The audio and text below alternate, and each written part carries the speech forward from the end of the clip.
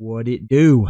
Bedtime crew. Hey man, listen, today it's a rainy day. I'm chilling and I'm going to be talking to you guys about the best storylines currently going in the UFC. Now, for those of you that don't know, the UFC is actually scripted. I'm going to come out and say that right now. I've actually met with the UFC and Dana White before, trying to become a writer, head writer for the team. Fuck being a matchmaker, I'm trying to be a head writer. And they didn't like my pitch of the Cody Garbrandt title run. I don't know why. They weren't really fucking with that. Same with the Kevin Lee redemption arc. But they did like some of these storylines that we're going to see today. And I'm going to be talking about the best moments from them, why I like them or why I don't like them, and why I think they need to change up a little bit. Hopefully this makes sense. I think a lot of you guys will really enjoy this. Let's get into this, all right, man? First one I want to talk about, Father's Plan, dude. Khabib retire. This one's happening to me right now. I mean, Lucas Tracy just fucking retired to Peaches and Creamsville. And now I'm the Islam Makhachev. I got a stepbrother. Who give this guy 100,000 subscribers, brother? Who give him this, brother? We have to check this, brother. And we have to cancel remaining membership, brother. This guy. Listen, dude. The Khabib retirement, the Islam stepping up as the 2.0, even Usman Nurmagomedov kind of rolling around now on his come up. I think the Father's Plan storyline is pretty solid. It's not super exciting. Like, it's kind of getting boring. It's kind of getting generic. I kind of want to see one of these guys lose so that we get something fresh in the storyline. But, you know, it's a solid little C-tier storyline. It's not bad. I know some people really don't like it, but I would say it's decent. It was heartwarming when Islam won the belt and Khabib, you know, put him on his shoulders. I do like the growing kind of tensions of like, oh, is Islam going to pass Khabib? Is Khabib going to be salty about it? The Khabib getting arrested by the federal fucking government, I wasn't expecting that plot twist, so shout out to the writing staff at the UFC for that one. But all in all, it's a C-tier. It's alright. It's alright. It's a C-tier little storyline. Like I said, I want to see some changes happen to it. I think Arman Sarukian being part of this as like the guy that's the Leon Edwards to Islam Makhachev's Kamaru Usman is going to be interesting. I do think that's going to happen. That might spice things up a bit. But for now, I'm going to leave this in the seat. Let's move on though. Again, this is current storylines going on. And this next one, I'm going to be real with you, dude. This might be the greatest story the UFC has ever told. I know the Israel Adesanya Alex Pereira storyline was pretty crazy. I know that Conor McGregor's rise was pretty goated, but let me be real here, guys. This one clears both of those. Bilal Muhammad finishes the story. Bilal Muhammad finishing the fucking story, being intertwined with Leon Mumblemouth Scott, right? Getting the eye poke. People doubting him, people laughing at him, people like me trying to defend him and being clowned on, right?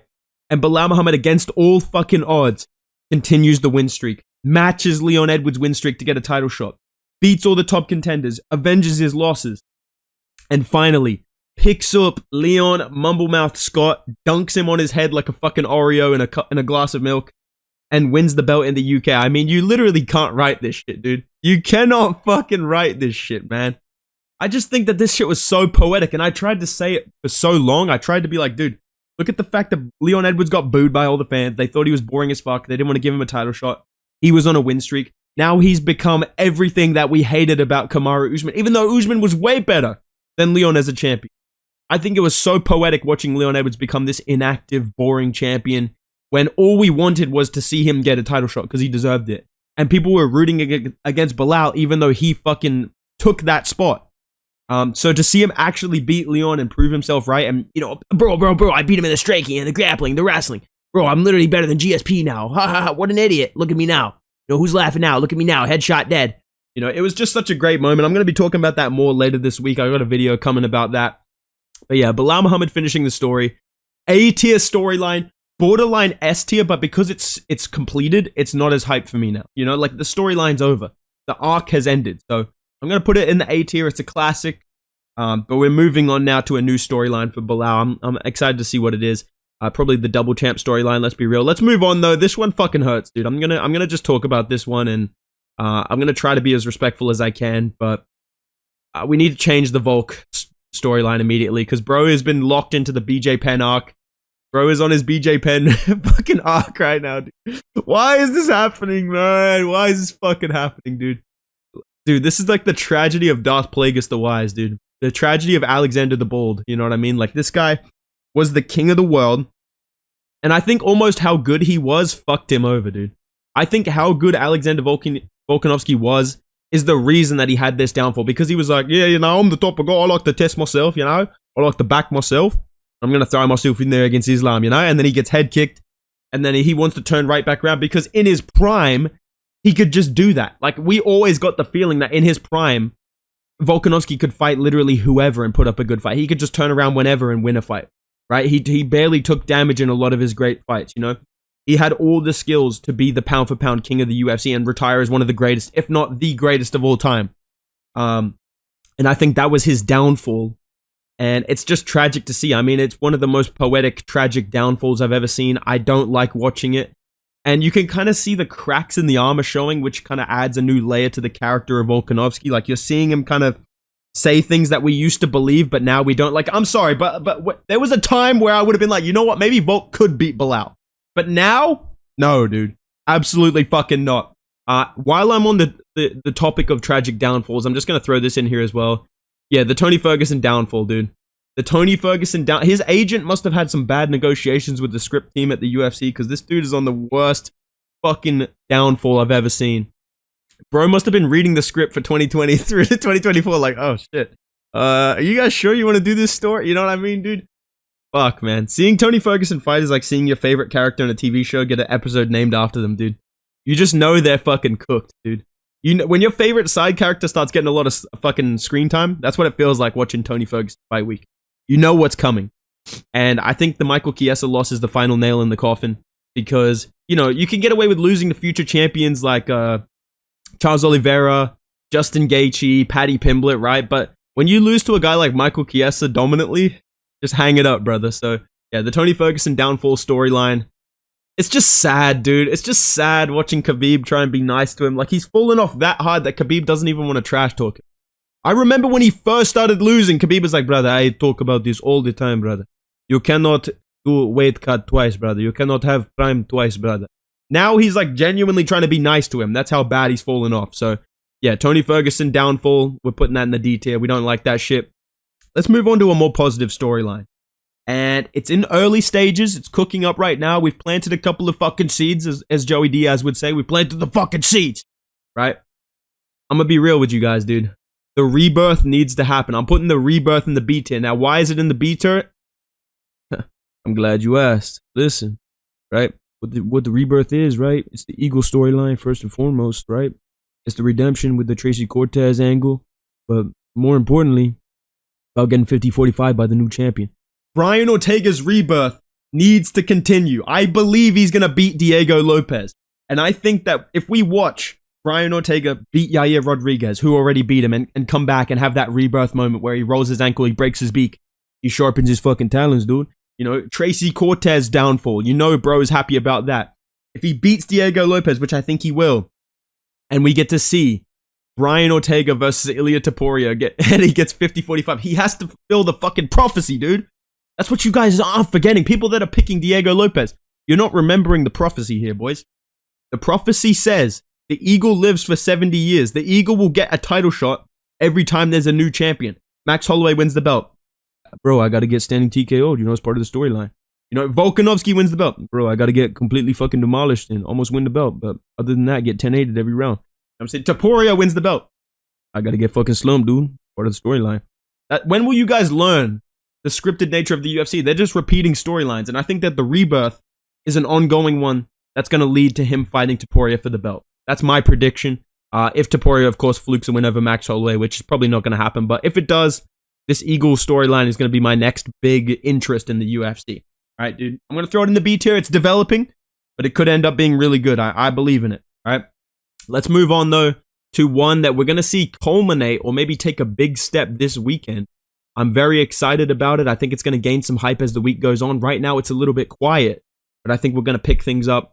I'm going to throw the Adesanya storyline in the A tier. Now, this includes the Rocky fucking loss to Strickland, the bounce back from the Strickland loss, the race war with Dricus du Plessis, obviously.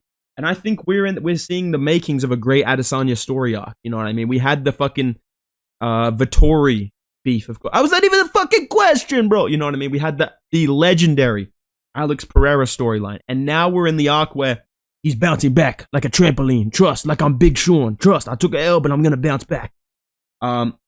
Yeah, I think Adesanya's coming for blood, dude. And I think he's going to rock a blade type entrance. That's going to be my prediction. I was going to put that in the bingo card, but I was kind of on the fence about it. But now I'm getting the vibes. Israel Adesanya will dress up his fucking blade and do a walkout at 305. That's my prediction. And I think, honestly, if he knocks out Dricus du Plessis, this is going to be the greatest kind of redemption story in recent UFC history based on the fact that he came from such a bad loss to Sean Strickland. And I think that whole storyline of getting cocky against Strickland, losing, coming back with the Darth Vader mask, Izzy is cringe as fuck, but he does have moments. And I think this is a big moment that he's being set up for in a scripted UFC.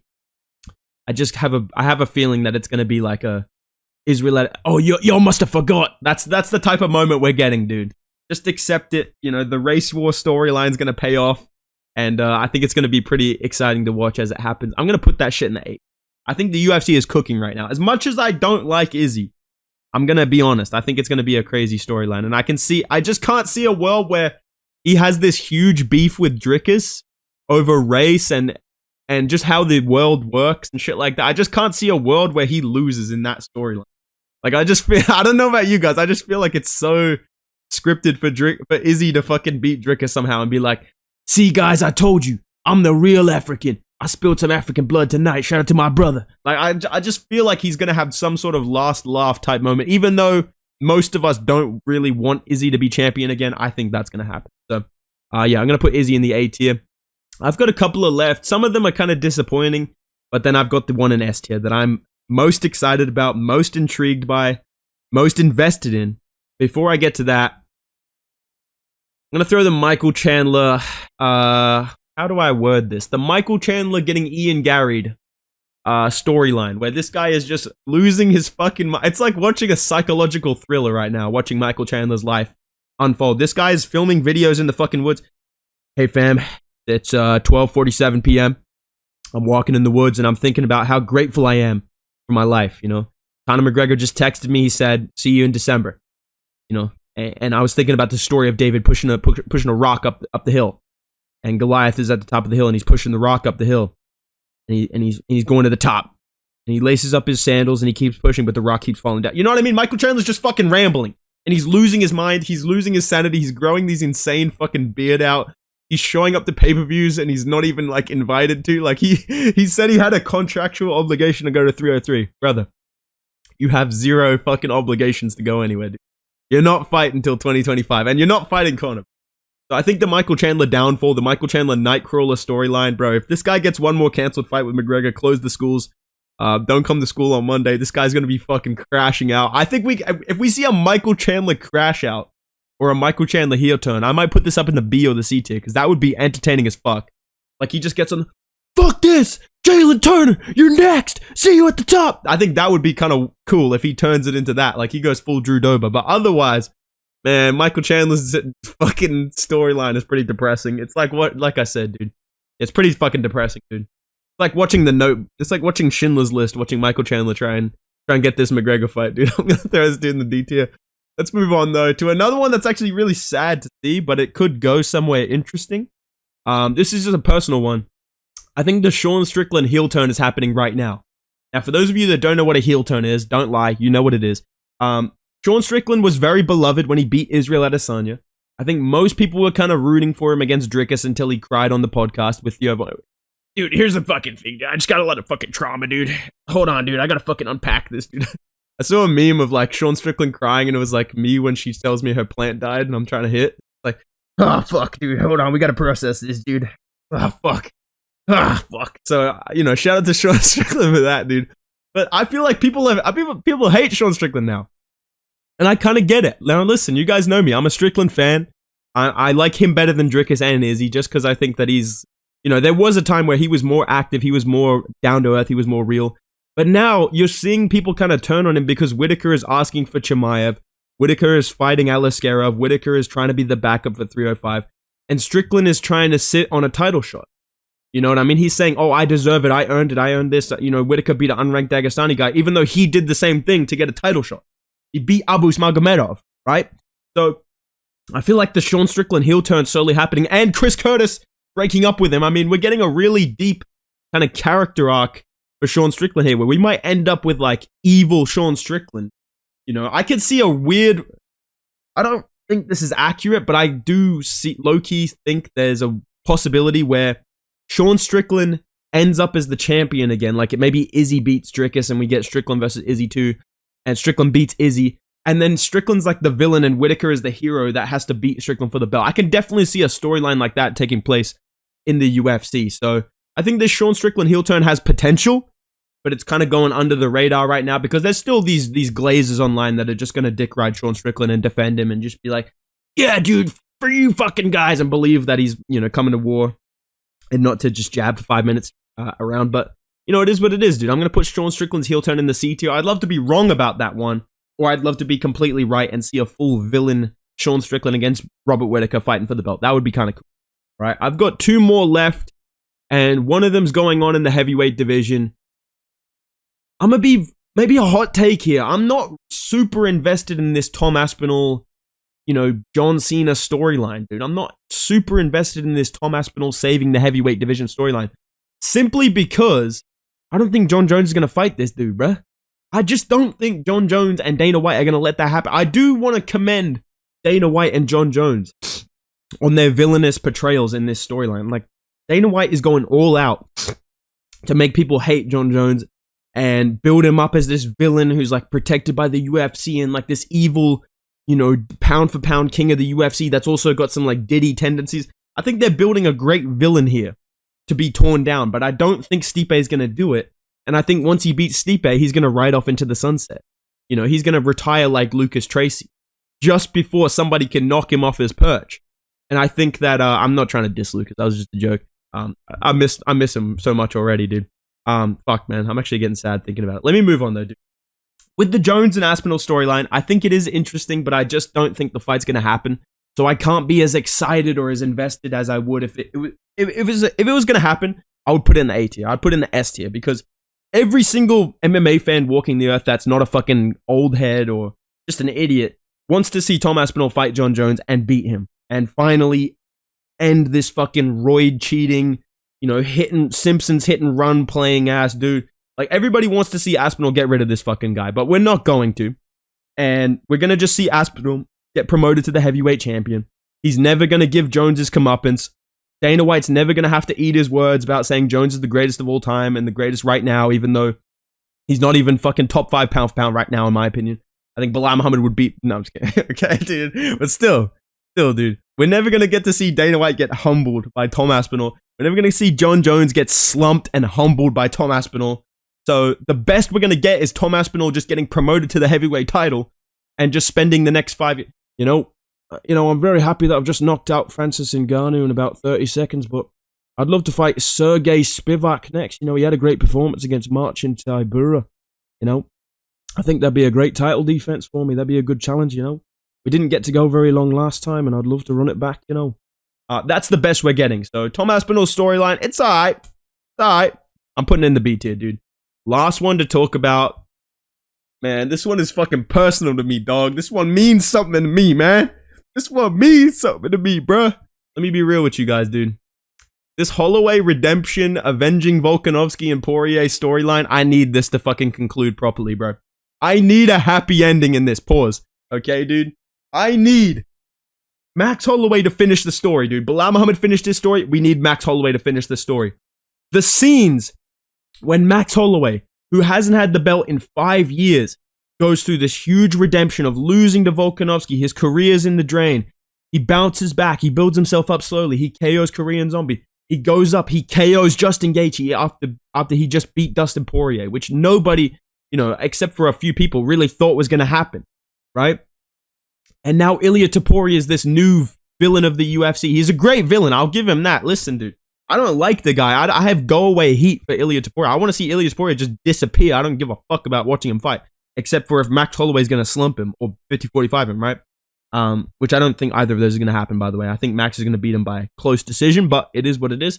I think Max Holloway beating Ilia Topuria and finishing this redemption arc of like losing the belt, being locked out of the division, finally winning the belt, avenging Volkanovski, who was his rival, but was also like someone that he has a lot of respect for.